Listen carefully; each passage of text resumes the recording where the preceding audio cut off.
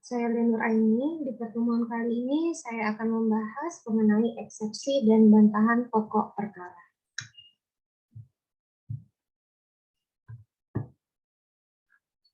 Pengertian dan tujuan eksepsi. Eksepsi dalam bahasa Belanda, exception dalam bahasa Inggris, secara umum berarti pengecualian.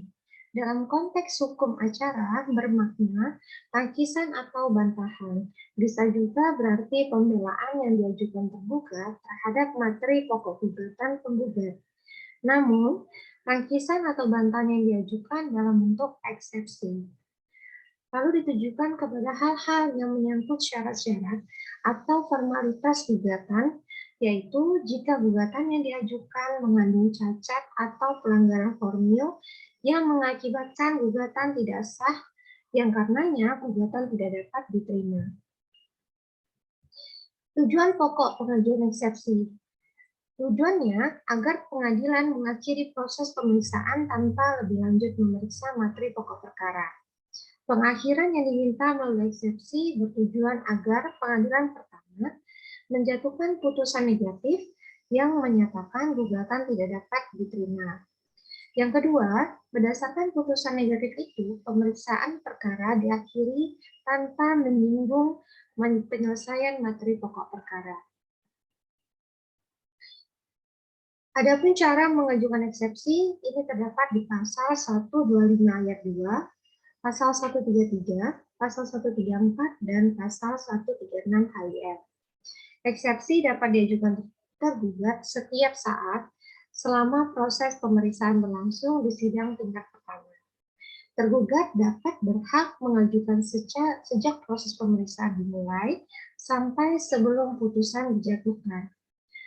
Pertama, secara ex officio, hakim harus menyatakan diri tidak berwenang. Ini diatur di dalam pasal 132 RT. Kedua, dapat diajukan pada tingkat banding dan kasasi. Saat mengajukan eksepsi kompetensi relatif, memperhatikan ketentuan di pasal 125 ayat 2 dan pasal 133 HIR. Pengajuan ini harus disampaikan pada sidang pertama bersamaan pada saat mengajukan jawaban pertama terhadap materi pokok perkara. Cara dan saat pengajuan eksepsi lainnya. Yang pertama, saat pengajuannya, semua eksepsi kecuali kompetensi absolut harus disampaikan bersama-sama pada jawaban pertama terhadap pokok perkara. Dengan ancaman, apabila tidak diajukan bersamaan pada jawaban pertama terhadap pokok perkara, hilang hak tergugat untuk mengajukan eksepsi. Kedua, bentuk pengajuan dapat diajukan secara lisan maupun tulisan. Ketiga, pengajuan eksepsi sekaligus.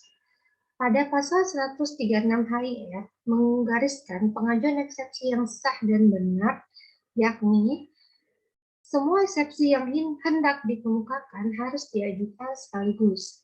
Dua, dilarang mengajukan eksepsi satu persatu. Dasar larangan ini adalah demi terjaganya tata tertib dan efisiensi beracara.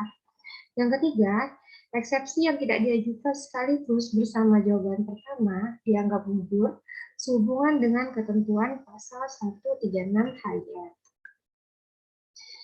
Adapun cara penyelesaian eksepsi, penyelesaian eksepsi dari kompetensi. Pertama, diperiksa dan diputus sebelum memeriksa pokok perkara.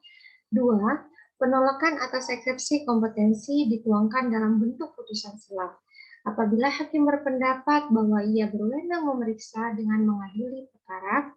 Yang ketiga, pengabulan eksepsi kompetensi dituangkan dalam bentuk putusan akhir apabila eksepsi kompetensi yang diajukan tergugat beralasan dan dapat digunakan oleh hakim. Adapun cara penyelesaian eksepsi lain di luar eksepsi kompetensi diperiksa dan diputus bersama-sama pokok perkara. Pertama, jika eksepsi dikabulkan, maka putusannya bersifat negatif. Yang kedua, eksepsi ditolak. Putusan bersifat positif berdasarkan pokok perkara. Upaya hukum yang dapat ditempuh dalam putusan eksepsi, yang pertama, putusan pengadilan negeri yang dapat dibanding adalah putusan akhir. Yang kedua, putusan penolakan eksepsi kompetensi adalah putusan selah. Dan hal ini bisa merujuk pada pasal 136 HIF. Pengabulan eksepsi kompetensi merupakan putusan akhir dapat diajukan banding. Pertama, apabila eksepsi kompetensi dikabulkan, dengan sendirinya selesai dan berakhir proses pemeriksaan perkara. Yang kedua, dari penjelasan di atas harus dapat dibedakan bentuk dan sifat putusan yang menolak dan mengabulkan eksepsi kompetensi antara keduanya tidak sama bentuk dan sifat serta pemberlakuannya. Lalu, larangan pengajuan banding terhadap putusan sela tidak terbatas atas penolakan eksepsi kompetensi. Pertama, larangan tersebut tidak hanya terbatas putusan sela atas penolakan eksepsi kompetensi, tetapi meliputi segala bentuk putusan sela. Kedua, jika dalam gugatan ada permintaan gugatan provisi berdasarkan pasal 180 ayat 1 HIR, Pengadilan Negeri harus lebih dahulu memeriksa dan memutus gugatan provisi sebelum lebih lanjut memeriksa materi pokok perkara. Baiklah, kemudian kita masuki bab tentang bantahan terhadap pokok perkara.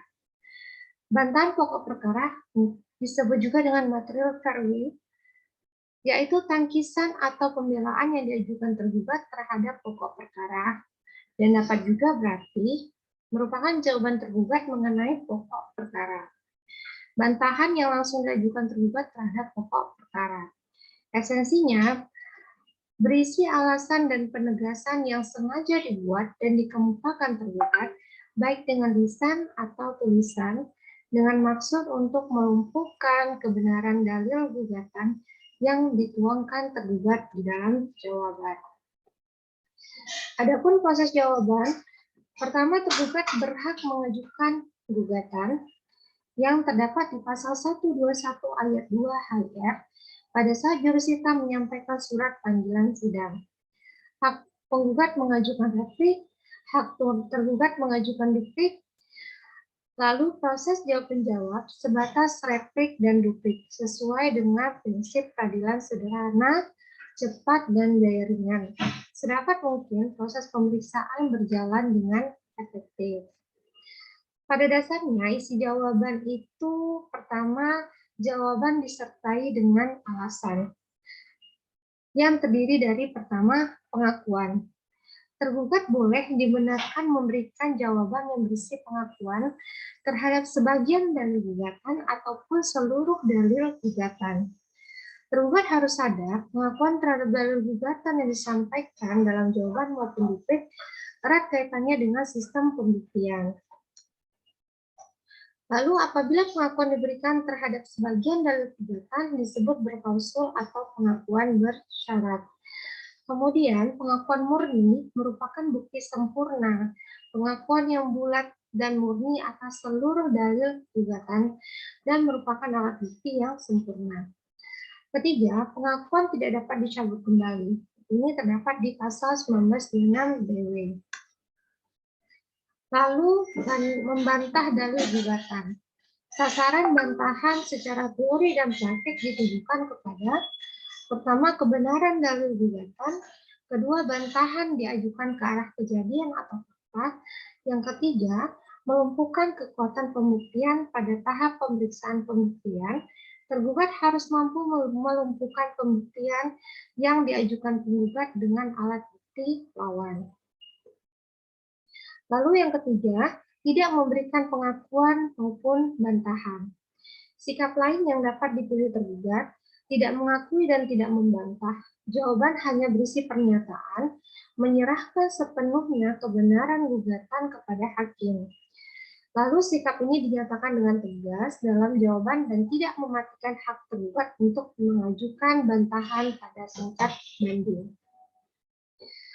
Adapun perumusan bantahan yang dibarengi dengan eksepsi Jika jawaban yang disampaikan sekaligus memuat eksepsi, ada baiknya jika jawaban dirumuskan secara sistematis, sehingga jelas bagian mana yang berisi eksepsi dan bagian mana yang memuat bantahan pokok perkara. Cara yang dianggap sesuai dengan tuntutan teknis peradilan dalam hal jawaban sekaligus berisi eksepsi dan bantahan terhadap pokok perkara yaitu pertama, mendahulukan uraian eksepsi pada bagian depan. Yang kedua, menyusul kemudian uraian bantahan pokok perkara dengan judul bantahan terhadap pokok perkara. Yang ketiga, bagian akhir berupa kesimpulan yang berisi pernyataan singkat eksepsi dan bantahan pokok perkara. Oke, sekian, terima kasih. Semoga bisa bermanfaat.